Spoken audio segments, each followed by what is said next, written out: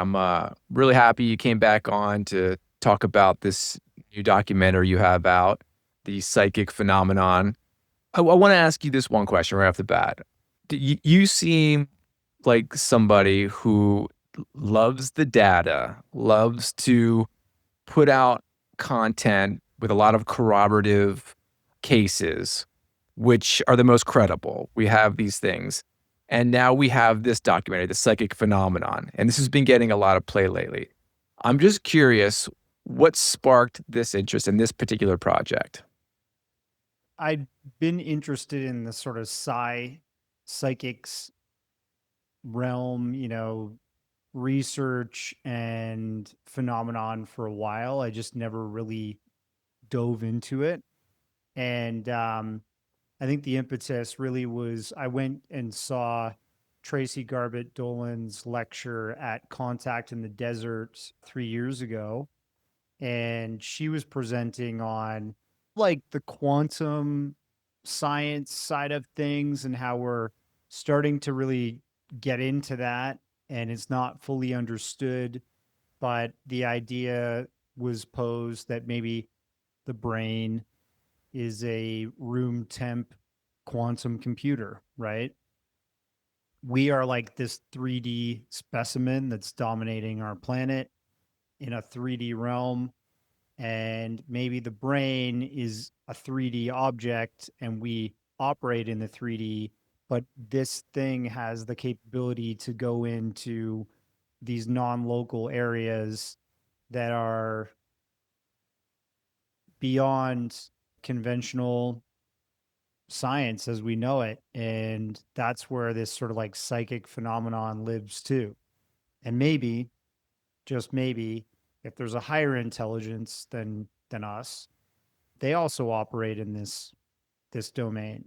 And this sort of there many people can put a name on it of their own sort of idea, but I think it's possible that the military and the intelligence communities know quite well about the abilities of psychics and extrasensory perception, and remote viewing is an example of that tool that they've used to gain intel on foreign adversaries. And then this kind of weird paranormal world like moon based, Mars based targets and UFO targets and stuff like that. So, The more fun ones. yeah, I just, went off on a tangent, but that's kind of like where you go when you start to look at this stuff. It eventually meanders into this like paranormal, pretty out there world that the UFO phenomenon is connected to.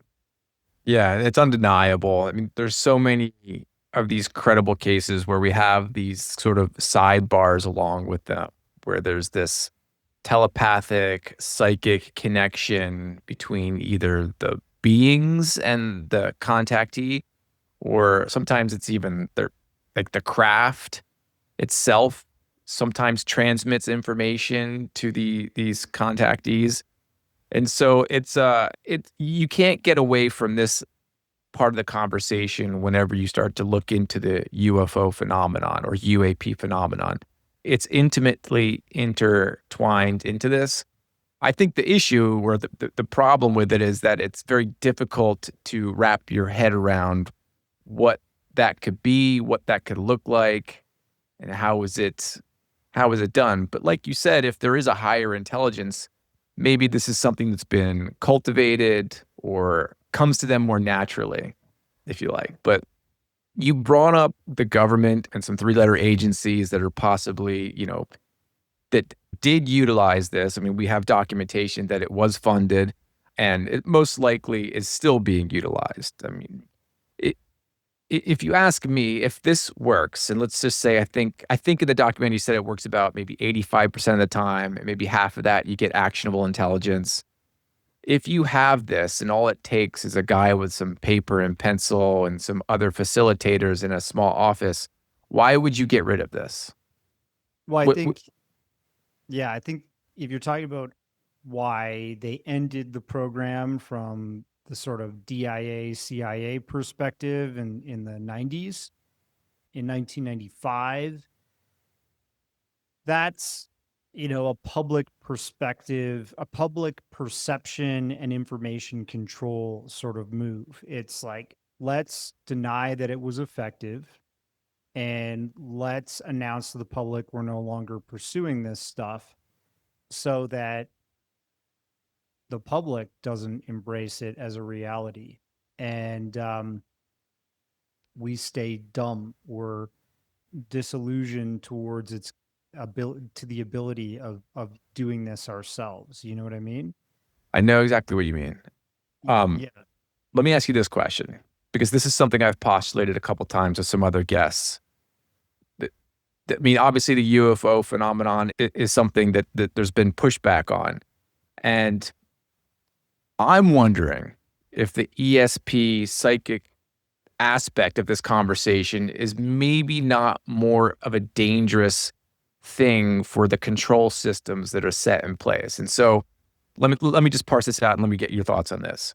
Like, let's just say there's an epigenetic aspect of this, and then within a few years you have swaths of the population practicing this, increasing their intuition.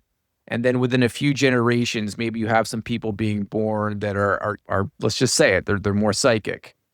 Is this how you lose control of the structures you put in place? Because now you have people making very acute decisions, and you're reading minds. And I mean, you can imagine the legal ramifications for highly psychic people just being in the population. What do you think about that?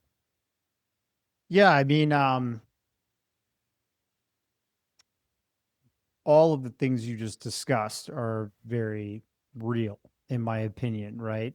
They're a concern for the powers that be, whether that's the military or intelligence community that kind of are secretly running the show in terms of securing the best people, enforcing the laws, and controlling society. And so I'll look at, as an example, something I'll share is like, if you look at Chris Ramsey, he was doing these, like, he did the ESP research into, he went up to level 4 of controlled remote viewing on his YouTube channel, right? And he did that with a guy named Nelson. So Nelson is a international memory champion. He's a guy that's won the competition over and over, and that's really hard to do, right? That means his brain mechanically is, more apt, it's more equipped than other people's brains to, say, complete a memory challenge. And when he was noticed by the CIA, they reached out to him and they asked him to come in and be trained as a remote viewer. So, why would they do that unless they wanted to see if they could use him and also see if he had innately a higher ability of remote viewing over other people based on his memory capabilities? He did. He got trained and he became effectively a powerful remote viewer. So that happens. And then you hear about stories like the GATE program, which people have discussed kind of in the UFO and conspiracy community for a while as a like tool to, or a system to capture gifted young adults and sometimes apparently like younger than adolescents through the school system, be identified and then brought into programs where they are trained and sometimes tested in strange and cruel ways too, to show psychic and other types of abilities. So I think that you kind of mentioned a bunch of things that are real. And I didn't really explore that in this documentary, but maybe in a future one, I don't know. But it's something that's out there, that's being discussed and is very possible to be real, that the intelligence and military community are trying to actively find psychics, even though they said that they've dropped that pursuit publicly back in the 90s. They are still pursuing it secretly, and they're still using this as a tool to gain intelligence and data. And I've said this before in other interviews, like, why would you want a psychic if you have a high powered satellite system at your disposal, and from space you're able to take a picture of a enemy or an adversary's location on the planet? You see the top of a building from a bird's eye view. That Hmm. doesn't always tell you everything you want to know. What if you want to look inside the building? You want to see the people that are there. Who are the people? What are they working on? What do they have in that building? What kind of technology? This is where a remote viewer comes in. They're able to look past the roof of the building and possibly gain that kind of information for the intelligence and military community. And we've got, the story of Pat Price, who was, allegedly a very gifted remote viewer, high accuracy, and did things in the realm of specificity that were, I mean, were shocking. I mean, the story of him, I believe he remote viewed a piece of paper in a filing cabinet as the prompter was just telling him to, okay, now go into that room. Okay, now go into the file cabinet. Okay, now go. And he's doing this sort of in real time. And if you've got somebody or several somebodies that have that capability, yeah, why would you ever not use it to glean actionable intelligence? I mean, if you or even as an aside, like, let's say you've got good intelligence with people with boots on the ground in the location, and you just want to double check, and it's hyper cost effective to do that. Of course, you would employ that just to say, all right, we've checked all the boxes, it's a go. It makes Yeah. total sense from a military standpoint. And especially when they have the most money in the world, right? If you look at the Right. budget in the United States every year, it's like ballooning to nearly $1 trillion that they have access to. So why wouldn't they take a little bit of that money and invest in a tool or a data collecting strategy like that? I think they Uh, would. Absolutely. Also, in your documentary, you've got Edgar Mitchell in there, Apollo 14, sixth man to walk on the moon. He had what I forget what he called it on the way back from the moon. Was it like an Epiph- awakening? What was it? an epiphany? Yeah, he had this sort of epiphany moment on the way back from the moon where he kind of s- had this overwhelming feeling that there was something else in the world, something else going on. There's an interconnectedness. And after that, he sort of started digging in and created what's called ions. Is this correct? Yeah, the Noetics Institute, which like Dean Radin and a lot of other sort of like consciousness and ESP and, very out there researchers have been taking a part of since Edgar's days. Another thing that people don't realize about Edgar is that he was also practicing ESP, extrasensory perception research, long before Russell Targ and RSI, uh, sorry, SRI, Stanford Research Institute, was set up. There was a guy that was a professor and researcher at Duke University in the 1940s named J.B. Rhine. And JB went on to form the Rhine Institute Research Institute, which is actually out. It's still located in North Carolina. A guy that I met with in person some years back now and actually interviewed, and he gave me some footage from the Rhine Institute. He goes by Astral on Twitter. His name is Tyler in real life. Nice guy. They created the very first extrasensory perception research groups in like modern Western world history. And an example of one of their tests that they did was the Zener card research. I don't know if you've Xener card. ever Let me write that one down. have you ever seen the opening to the original Ghostbusters movie? Yes. So Oh, yeah, you remember that machine? He's yes. got these like young adults connected to these Bill Murray. electrodes. Yes. Bill Murray, and he's electrocuting the male who's showing signs of very psychic abilities. He's actually Right. guessing these symbols that are on cards, and it's Yes. either a square, a triangle, wavy lines, a star, and a circle. Those are the five shapes that are on Mhm. Zener cards. And JB Ryan invented that with the Institute, and they would test people's psychic abilities to predict those. And they were showing that at the starting of Ghostbusters. The hot girl was not psychic, but I think it was Peter Venkman was trying to hit her up and electrocuting the highly psychic guy. Dr. Edgar Mitchell actually did Zener card psychic experiments in space on the moon and on the way back. And the people on Earth that he was working with were getting incredible results. I think it was about 90% effective, like predictive testing. And so that was from space. And that's when he realized, okay, if I'm able to do this from space, there's something real about this with such Mhm. a accuracy to it.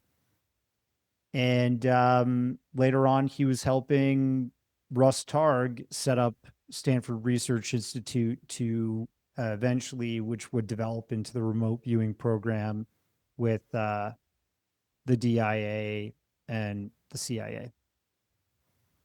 Yeah, I mean that's incredible. And Dr. Edgar Mitchell was quite outspoken about his experiences, and then he was outspoken about the UFO phenomenon, was on Larry King and debating Bill Nye the Science Guy on there. And it was an interesting guy. And then of course he's implicated in the famous Wilson Davis memo that has now been out there. It was part of his personal collection, this set of meeting notes.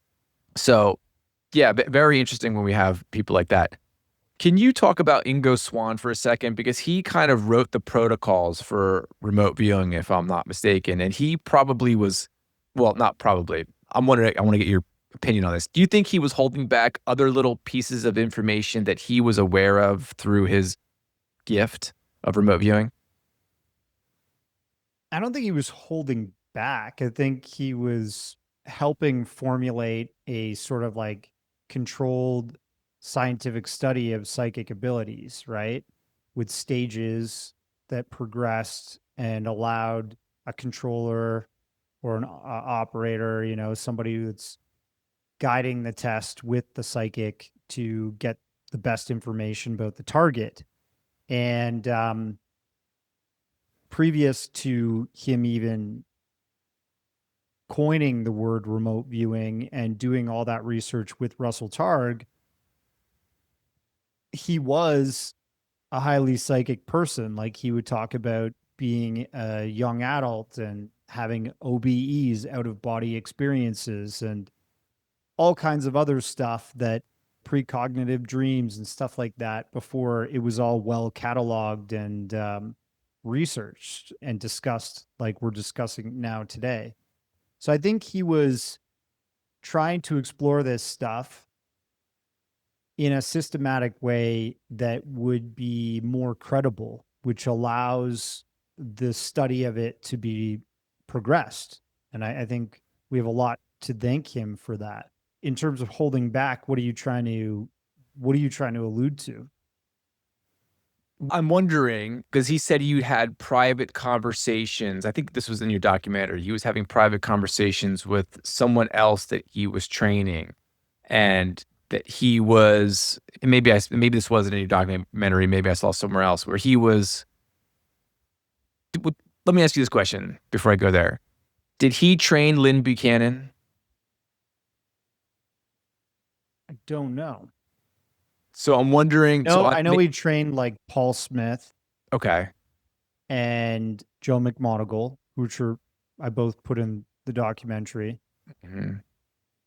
but Lynn Buchanan, Do you a know what I'm lot talking of people about? have mentioned, yes, people have Okay. mentioned like I should speak with him, but Well, because I think he still runs like remote viewing camps and training seminars, but I think maybe that's where I heard it, that he was having private conversations and Ingo was giving him tidbits of information that were maybe not part of the remote viewing protocols, but were helping Lynn to unlock the abilities. Maybe something you want to check out. I think I saw that on the Third Eye Drops podcast, maybe like a week or two ago. But that could have been a much older podcast. I can't remember. One other person that you have in your documentary yes, that Lynn Buchanan was his work is directly connected to Ingo Swann's methodology, but he was trained at Fort Meade, Maryland from 1984 to 1992. that's post Ingo. Yeah, that's post Ingo. So he was trained on the methodology after Ingo left, it seems. Okay. All right. Well, that's good to And clarify that. and Paul H. Smith is actually the one that's continuing to teach controlled remote viewing that was under like, Ingo Swann's school. So he still does that today with new remote viewers. Yeah, I mean, this is such a wild conversation to have just so casually, that like that this actually works and that there's a high percentage of accuracy with people that train on this. And I just keep going back to, this is like this is the bigger conversation that is just now starting to come out more the forefront. And if there's something like the UFO topic, for the most part, I think are camp stories. They're fun, they're interesting, I think they're important, but at the end of the day, they're just stories. Like, you can't do anything really with it. But this stuff, this is something people can go and learn how to do. I mean, there's companies out there right now that you can pay to go take classes. You can increase your intuition. You can learn how to do this thing we call remote viewing. And Mm-hmm. to me, that's a problem, right? Like, that's almost like it's a new sort of mind virus that enters the population, but it's something that's innate in people. And how do you control that? You don't you that's something that becomes out of control very quickly. Yeah, and there's different, I guess, competing qualities of psychics out there. There's people that don't go and get remote viewing training, but claim that they are remote viewers and often appear on Gaia TV.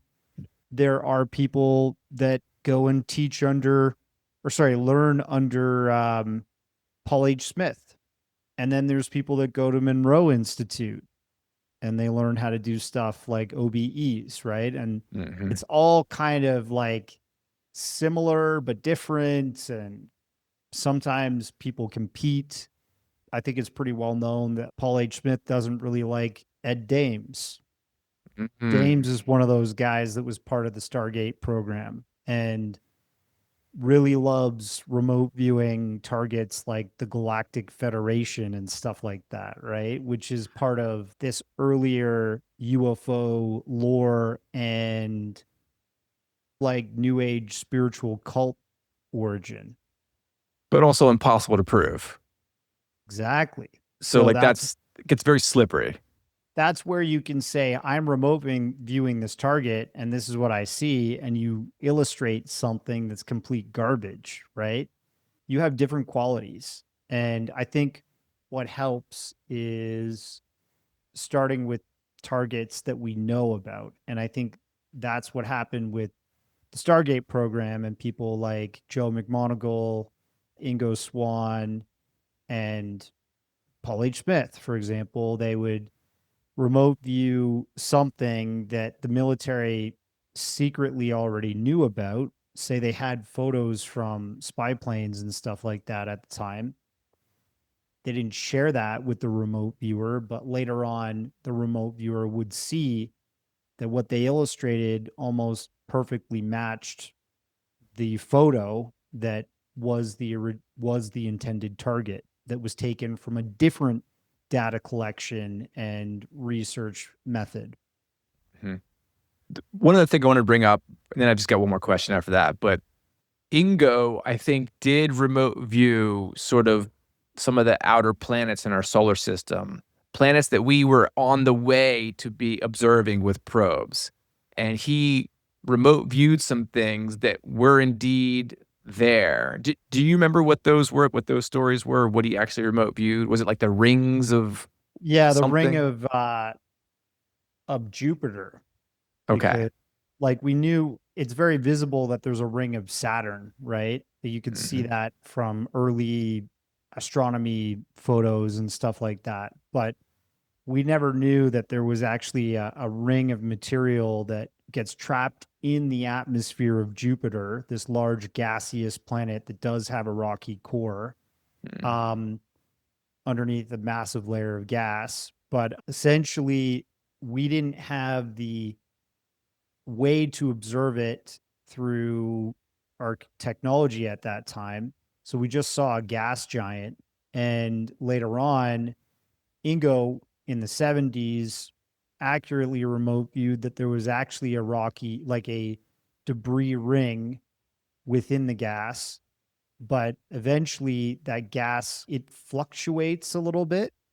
And we also got probes. I can't remember what the probe was that identified it, but was Hmm. able to take optical imagery and like other light spectrum imagery of Jupiter to see that ring was there beneath the gas. So I think it's incredible the fact that that discovery was made before we were even able to scientifically confirm it.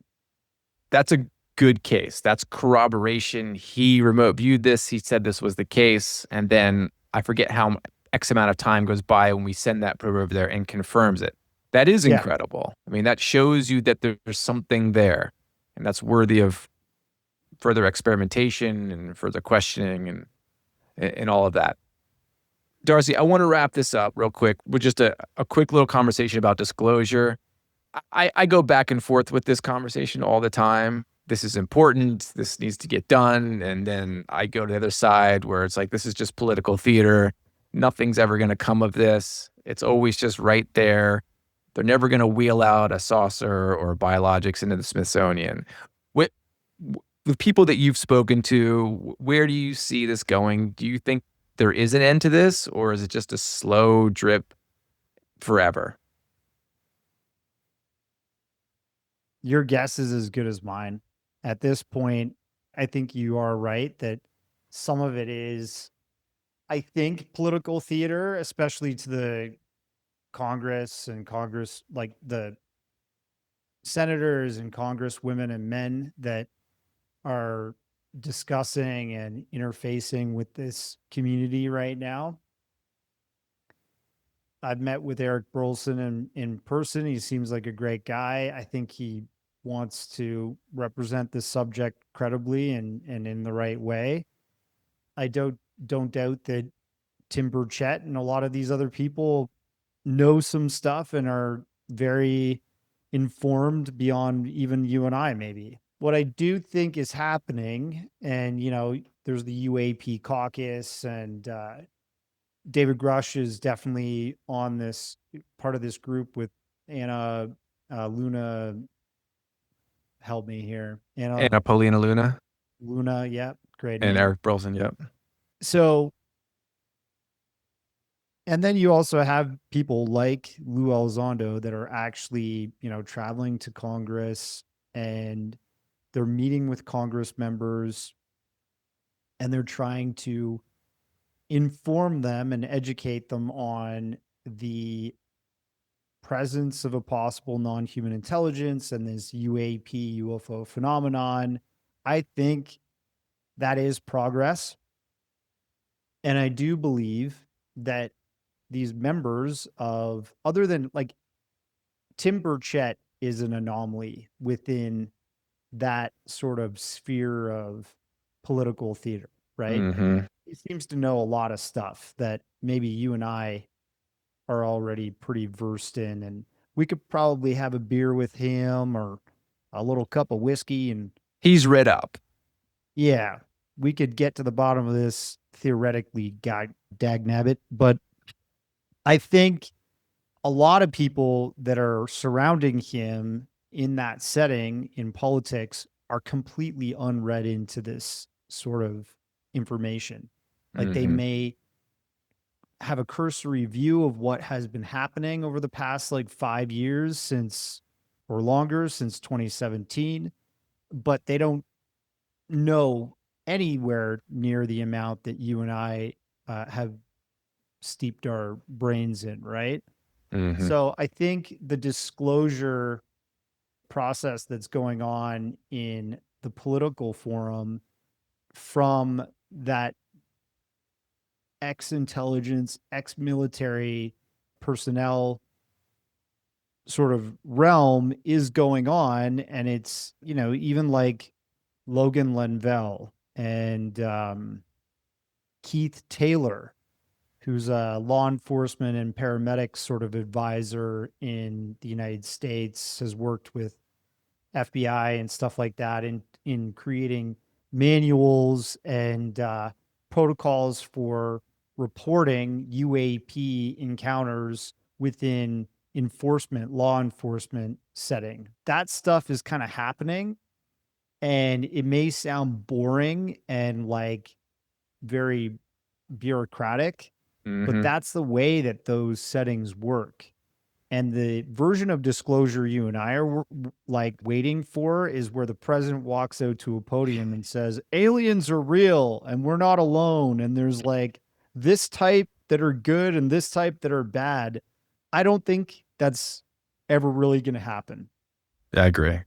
I think that is kind of like wishful thinking. And I think if the subject is controlled by the military and the intelligence communities, they would never want that to happen because they want to control the narrative. Mm-hmm. Um, but it's possible that they want, Congress and the political world to know more about that so that it's something that they can use to their advantage in the future, possibly. I mean, Yeah. the disclosure that has happened over the many, many decades is what is it's probably the best we're going to get. And the conversations that we're having, experiencers have, and contactees and all that stuff is like where that's kind of like the frontier where Mm-hmm. we should be exploring, because the bureaucratic stuff, that's just kind of the tip of the iceberg, if you know what I mean. I think that bureaucratic stuff is like that's the control. That's the controlled disclosure that they're doing. They're like the guys like the Carl Nells, the Lou Elizondos, the Chris Mellons. They're trying to handle this as responsibly as possible. And it's this giant Titanic ship that they're doing a decent job of steering at the moment. And so people keep waiting for like catastrophic disclosure. Like I got to hand it to them. They're kind of controlling this ship as best as they can, and they're kind of doing it despite the fact that you have, other whistleblowers coming out and saying things but in my opinion, I mean, if everybody just maintains, this will just be continue to be a slow drip disclosure. A little bit more of the public will be captured into it. And then they probably have a 15, 20-year plan to try and roll this out a little bit more at a time, a little bit more at a time. And, they're probably keeping checks and balances on certain people. Like, no, let's not let him testify. That may be a little bit too much. He's good. All right. He's going to push the needle, but let's just inch it along. So anyway, Darcy, I really Very appreciate, possible. yeah, I mean, that's what I see. I see them doing a decent job of maintaining this sort of conversation. I don't, I don't see any big giant jumps. Now, like you said, you and I are indoctrinated into this. And so it's people that follow this topic want the president to come out and say this. But like you said, that's never going to happen. And so I think the best that people can hope for is just more whistleblowers, more congressional hearings, little bits of explosive information here, but a very controlled thing. They're not going to be rolling out a saucer on the Congress floor, or biologics aren't coming in there. That's probably never going to happen. So yeah, in the meantime, just enjoy the ride, I guess is what I'm saying. I agree. So, And see what unfolds. Darcy, thanks so much for doing this, man. I really appreciate your perspective. I love your documentaries. Tell everybody where they can find it. Where is it streaming? Where can they get it? Thank you. Yeah. So if they want to see my latest film, The Psychic Phenomenon, it's on Amazon, it's on Apple. But a lot of my documentaries are free if you just search my name, Darcy Weir, on Tubi TV or Amazon Prime. Some films just come with your subscription. And if you go to my website, occultjourneys.com, if you click on the poster of one of my films, you'll be able to go through to a site to watch a bunch of my different films. And if they want to keep up with me and communicate with me, I do have a YouTube channel where I'll be dropping some documentary stuff and uploading a lot more stuff too in the future. It's at Occult Journeys, and socials like X at Occult Journeys, Instagram, Darcy Weir Films, and just Darcy Weir on Facebook. Awesome. I'll put links to some of that stuff down in the description below. And yeah, like I said, really appreciate your work. I appreciate your perspective and the responsibility you take when looking at some of these more wild topics. So thank you so much. Cheers, everybody.